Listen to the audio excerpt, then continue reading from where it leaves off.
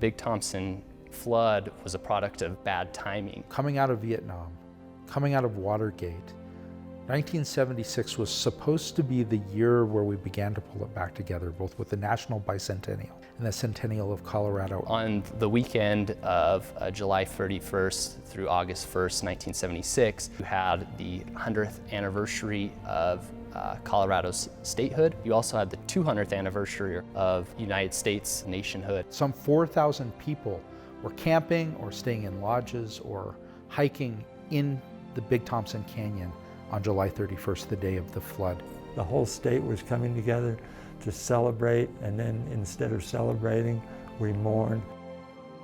You got to remember, this is 40 years ago. We didn't have the early warning weathercast that we have today. None of the attention from the news media that we do today. When you look at weather history, there are certain aspects of technology that have really advanced our field.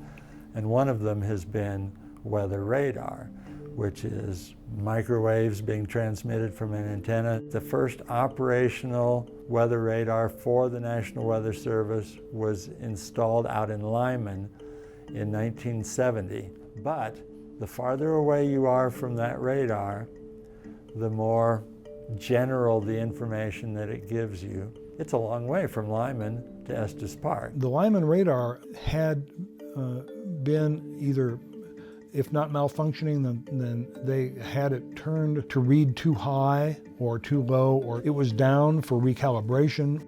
The National Weather Service did issue a few statements, but many of those didn't reach the people that needed to hear them, the people in the canyon themselves. The fact that the flood hit at night, that it had a bunch of people who were just having a pleasant day, and no sirens, no signals. The only way that people learned about the potential of the flood was through word of mouth. But the word of the flood could not move faster than the floodwaters itself in many cases.